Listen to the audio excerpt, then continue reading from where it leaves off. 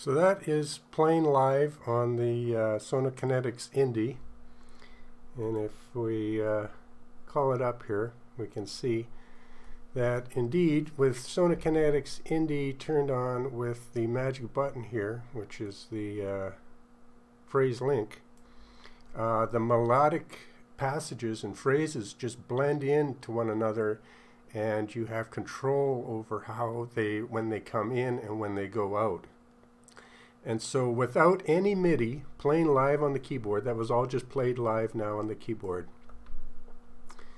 I was able to bring in horns in and out in a beautiful way, and it just works in a real musical fashion. So this video is about the amazing real-time phrase linking, but it's also to talk about how do you work best with these different libraries that Sonokinetic has made and is making.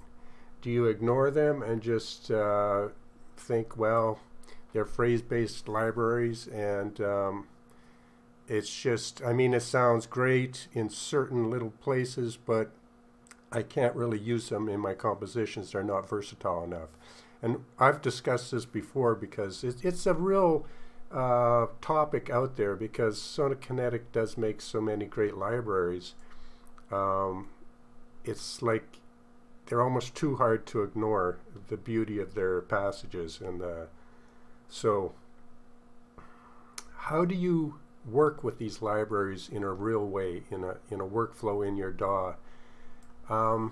After, I've done a lot of experimenting with, I have a lot of the different Sonokinetic products. They're somewhat addicting in that they give you some really unique musical elements you can't find in other places. So, but I've talked exhaustively about indie and technically how it works, and that, and the hotkeys and the hidden key and that. But in reality, I think it's best to, what I've come up with after doing all kinds of tests, I've tried bringing in using chords from other sources, scalar, dragging in chords. I've tried building my own chords, and those work. And you can, just create, some MIDI data, and you can go to build some chords. So if you wanted to write some music, you could do a major, so you could easily use these up here if you don't know your susses and diminished. I always forget the code of how they're put together, so I just grab these up here. There is some really good videos by the way, if you want to learn the tricks behind the difference between major and minor and sus and diminished. I think Tash Teaches is a great video. I think he's got one on there. It's really interesting. But anyway, so if I want to do a major C, I can just write it in, and if you want to do a diminished, you can do a diminished. And so you can write in the chords. You have to be careful that they adhere to how the chords that indie and noir can hear.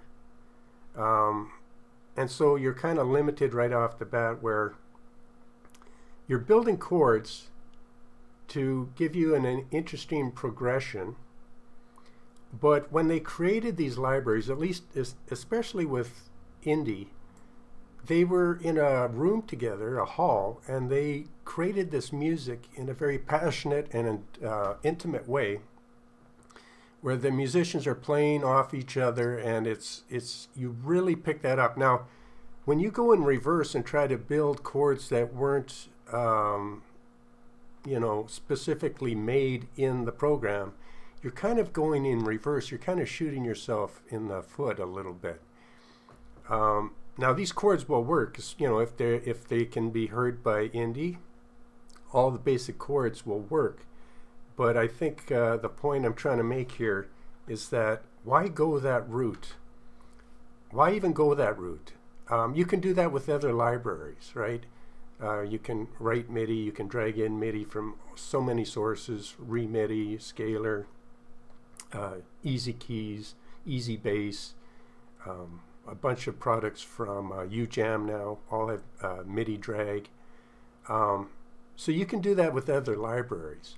Why not, the way I'm thinking now after all kinds of experiments, I'm now thinking like go with the flow of the program, the way it was intended for the maximum reality. So I'll set my DAW at 100, which is how it was recorded at a tempo of 100 according to the manual. And I will turn on the real-time phrase linking. And I will play it with the chords. I will listen to the instrument. So if I go to my keyboard and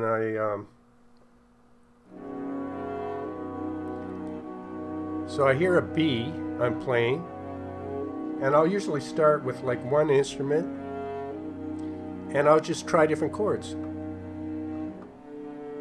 and see how they blend together the best and build a progression that way. So that's how I built this little demo here. Went from the B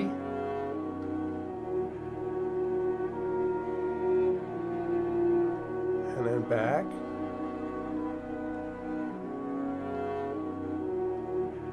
and then adding in other instruments as I transition to a new chord.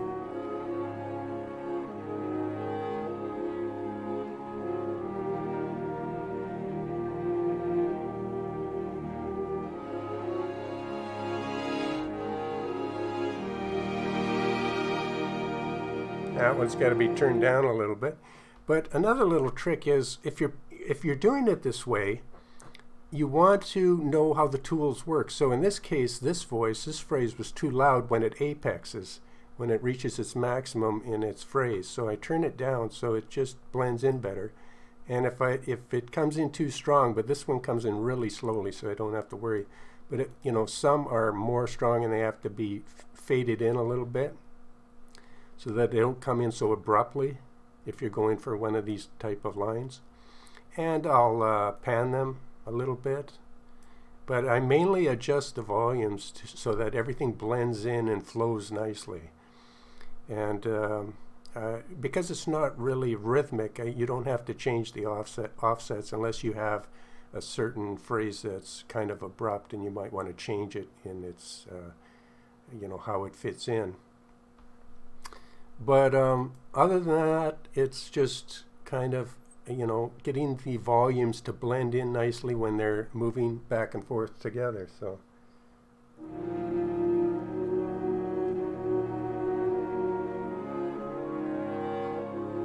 And then bringing in kind of a lead line when you're transitioning.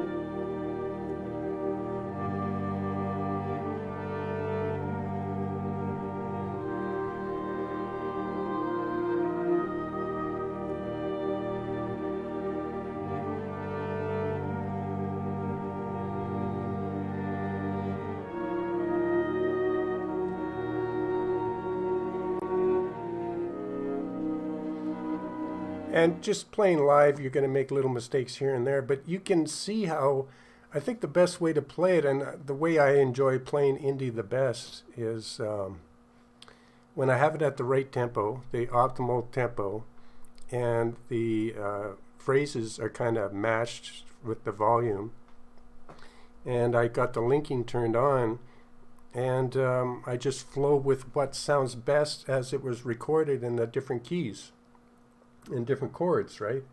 So you can test out. And another thing that I'll do is you can't really use expression pedal because your hands are busy if you're playing live, but you can turn off different phrases, you can turn that expression off and on. So you can control the volume. If you right click, you can learn it to an expression pedal. And so the lead line, which is usually, I think it's this one here.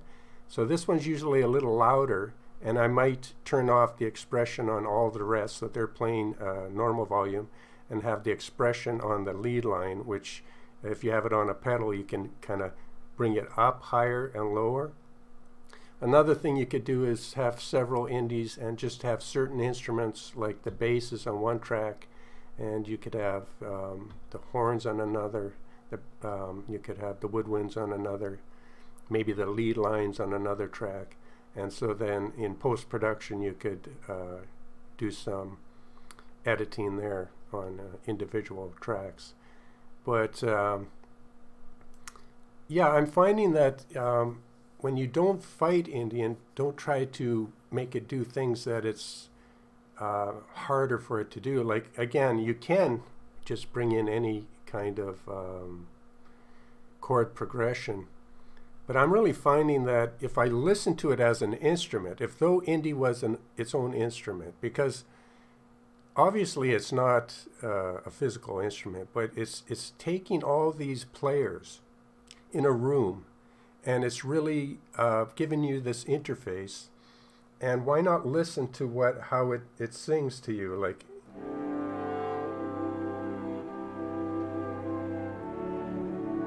And try the different chords naturally as they were recorded, like the default chords. And it comes with quite a few. And try the transitions with the phrase link turned on. You'll find it's a lot easier, a lot smoother.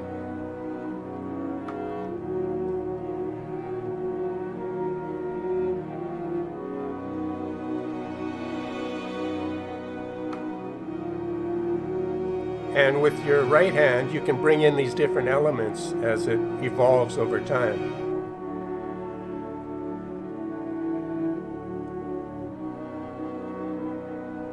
And I've really been enjoying just playing this. And whenever you do find a passage or maybe 5 or 6 chord transitions that are working for you, you just turn on your DAW and set it to record, and record a long patch.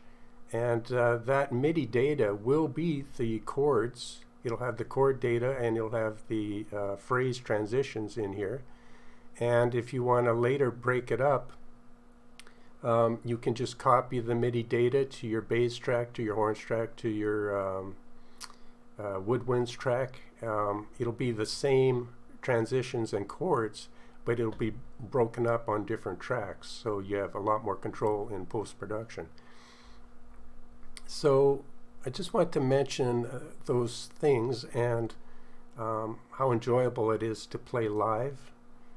And I also noticed Noir in the sections part has the hidden key, same as the in Indie. It's got the real-time phrase linking hidden key. Now I looked in the manual, and it's not mentioned at all there, but this is just me speculating. But I think they began to realize when they're making sections in Noir how, and you can try it, because I've turned it on with Noir, and it does indeed link other phrases and brings them in at different times. And when I play the sections now, I always have it turned on, so you may want to try that if you have Noir sections. The solo doesn't have it, but the sections area does. And I find it just blends everything in better as they're linked, and you can pull things in and out. It takes practice, so it is like an instrument. It's like you learn how to play the instrument of Noir, you learn how to play the instrument of Indie. So I wanted to mention that too, because and they actually work quite nice together. If you, with a little skill, you can bring in some Noir with Indie, and they both have phrase link turned on. It's definitely something to experiment with. And let's see, what else did I want to... Oh, another handy thing to do is, instead of trying to do all the chord work by hand, you can experiment and just listen to all the chords while you're making these different shapes in the chord section here. But an easy way to do it is if you have one of these keyboards that you can save chords to. Whenever I come up with, whenever I'm making a shape and a chord, and I like that chord and how it transitions into something else,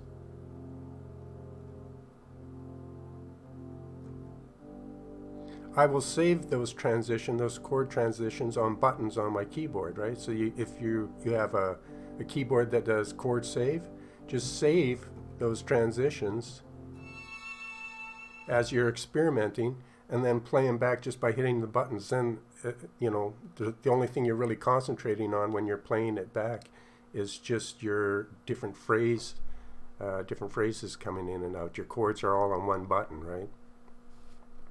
So I want to mention that also.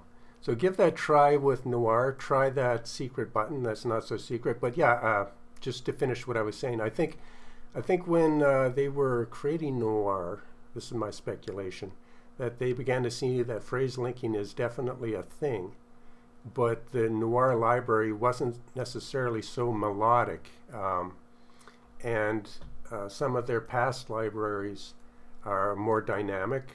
You know, they have more of a rhythmic feel, and so, you know, it's more of a dynamic rhythmic thing. And then Noir, they were starting to get into this more of a melodic type of actions happening, and they noticed how, again, I'm just speculating, you know, and then I think in their next one, when their next product, when they created Indie, it was like really beautiful melodic passages, and they had that experimental system that they maybe kept kind of hidden, but thankfully they put it in anyway. And then they kind of went with it fully in Indie. And I hope every library they come up with, phrase-based library, has it. Because in my opinion, it's just, you don't go back once you've tried it. It's just so musical. And it makes me think that any other libraries that they create, they should definitely have it. I don't know if it would really be worth trying to put it into something more rhythmic and dynamic in some of their other libraries, but definitely something I hope they continue with, and maybe even take it further. And of course they have the new strings library that's coming out in a couple days. Well, I should say, they say it's coming out in April, so it may be at the end of April. But I assume we'll be getting some information real soon, in a couple days or so. So that's all I wanted to really say on this video. I'm already working on the Band in a Box video, which I've been wanting to do for a long time. I first got Band in a Box when it was on 3.5-inch floppy, and it was worth like $29 or something, and MIDI back then was like basically just like organ grinding sounded, you know, but followed it throughout the years and to where it is today.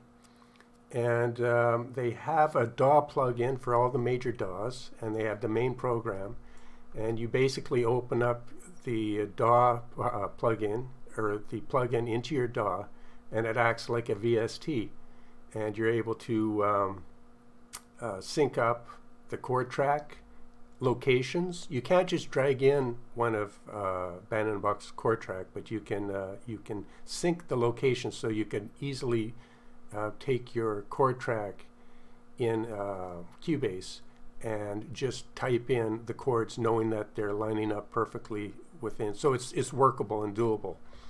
And I think they're actually working on ways to make it actually just drag in. I think maybe the latest iteration, or one soon, will have it that Band in a Box's chord track will just be, you can just drag it into Cubase or something. So that would be great. But we're going to look at that because that's a powerhouse of great musical ideas, which syncs up to your tempo. Because Band in a Box, you can create your music in Band in a Box in any tempo, any key. and any time signature. And what can you do in Cubase? You can set the tempo to anything. You can the time signature, and the chord track can be anything. The key. So the potential is massive, because you can just decide that you may want to create a song with a superior drummer, easy keys, and easy bass. You may decide it's going to be in tempo of 115, but you want a great live guitar player. And that's what Band in a Box does best now with their real tracks. They went from just MIDI based, and they still have a lot of MIDI stuff in there, but the real power is in their real tracks, which conform to any tempo and any key and into any chords. And so it's basically, you can create now, you just decide, what your tempo is going to be, what instruments you want, and if you need a actual lead guitar played by one of the best session players, Band in a Box has hundreds of tracks. And so if you're creating something in a key and tempo and chords, you can just create that same tempo, key, and chords in Band in a Box, drag in the live guitar tracks into your DAW, and that's what we're going to be experimenting with tomorrow or the next day. Hopefully I'll get it done soon. So that's the excitement about Band in a Box and how well it works in Cubase with their plugin. Hope you enjoyed this little video. Have a great day or night wherever you're at, and we'll see you on the next one.